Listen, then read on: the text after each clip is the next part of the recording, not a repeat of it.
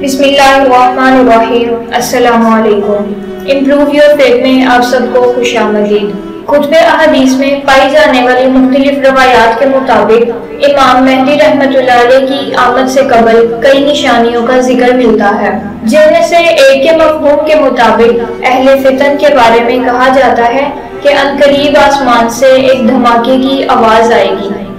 اور یہ آواز بادلوں کی خوفناک گرج چمک سے مختلف ہوگی، لیکن اس کے ڈر سے انسان لرز کر رہ جائے گا، اور جب تم اس وقت کو پاؤ تو ایک طویل عرصے کے لیے اپنا سامان خردونوش جمع کر کے اپنے گھروں میں بند ہو جاؤ۔ حضرت خالد بن معدان سے روایت ہے کہ جب تم آسمان میں ماہ رمضان کے اندر مشرق کی طرف سے آگ کا ستون دیکھو تو جس قدر ہو سکے کھانے پینے کی چیزیں رکھ لینا، کیونکہ وہ قحط اور بھوک مری کا سال ہوگا۔ 627 کتاب فتن۔ جبکہ ایک اور مقام پہ ملتا ہے کہ خالد بن معدان رضی اللہ تعالیٰ عنہ سے روایت ہے کہ عنقریب آگ کا ایک ستون نشانی کے طور پر ظاہر ہوگا، جو مشرق سے نکلے گا اسے تمام زمین والے دیکھیں گے، بس جو شخص اس کو پائے تو اہل خانہ کے لیے ایک سال کی خوراک تیار کر لے۔ 616 کتاب الفتن۔ مشرق کی طرف سے ایک عظیم آگ بلند ہوگی جس کو سب انسان دیکھ لیں گے، جس کے بعد روایت کے مطابق یہ نصیحت کی گئی ہے کہ تم زیادہ سے زیادہ کھانے پینے کے سامان کو جمع کر لو اور اپنے گھروں میں بند ہو جاؤ۔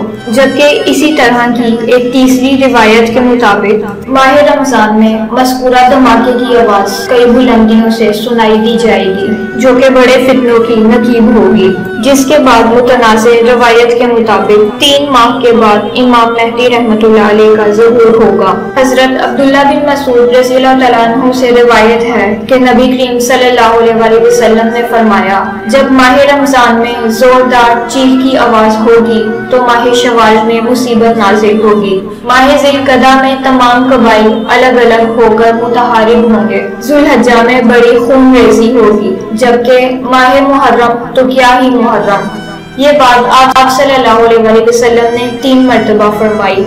دور ہو، اس میں لوگ ادھر ادھر بہت مارے جائیں گے۔ حضرت ابن مسعود رضی اللہ تعالیٰ عنہ کا بیان ہے کہ ہم نے عرض کیا، اللہ کے رسول، نصیحت اور چیخ سے کیا مراد ہے؟ فرمایا، جمعے کے دن بھیانک زلزلہ آئے گا جس سے ہر سونے والا بیدار ہو جائے گا، کھڑا ہوا آدمی بیٹھ جائے گا، پردہ نشین خواتین پردے سے باہر آ جائیں گی، اور اس سال بہت زلزلے ہوں گے، لہٰذا جب تم لوگ جمعے کے روز نماز فجر پڑھ لو تو اپنے کانوں میں ٹاٹ لگا لینا، جب تمہیں چیخ کی آواز کا احساس ہو تو اللہ کے سامنے سجدہ ریز ہو جانا اور یہ کلمہ کہنا، سبحان القدوس سبحان القدوس ربنا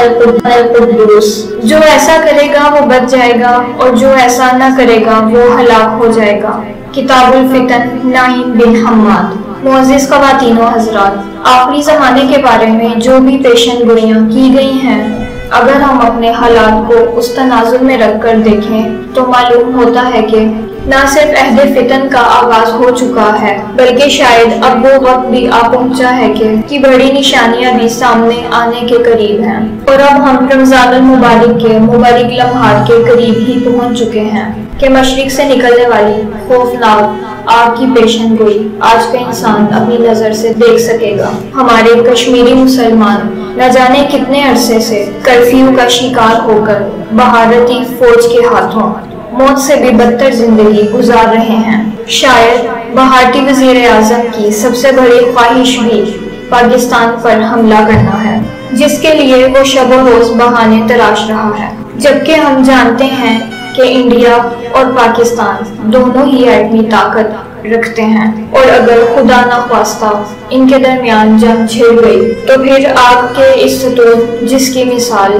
مذکورہ پیشن گوئی میں دی گئی ہے وہ غیر متوقع طور پر پوری ہو جائے گی۔ جبکہ فتنوں کے اس دور میں کرونا وائرس بھی ایک دہشت کی مثال بن کر ابھرا ہوا ہے، جس نے پوری دنیا میں نہ صرف خوف مسلط کر رکھا ہے بلکہ اس کی وجہ سے کئی ممالک میں لاک ڈاؤن کی صورتحال ہے، جس کے خوف سے واقعی لوگ سامان خورد و نوش جمع کر کے اپنے گھروں میں بند ہیں۔ ناظرین، اگر امام مہدی رحمۃ اللہ علیہ کے بارے میں اور بھی روایات کا سہارا لیا جائے تو رمضان المبارک سے متعلق کئی روایات کا تذکرہ ملتا ہے۔ مثال کے طور پر اسی ماہ مقدس میں سورج اور چاند گرہن کا لگنا بھی ہے، جو کہ 80 کی دہائی میں مسلسل 4 سال لگ چکا ہے۔ اگر امام مہدی رحمۃ اللہ علیہ سے متعلق روایات کا جائزہ لیا جائے تو موجودہ حالات کے مطابق کسی بھی وقت امام مہدی رحمۃ اللہ علیہ کے ظہور کی خبر سامنے آ سکتی ہے، جو کہ مسلمانوں کو راہ راست پر لانے کے لیے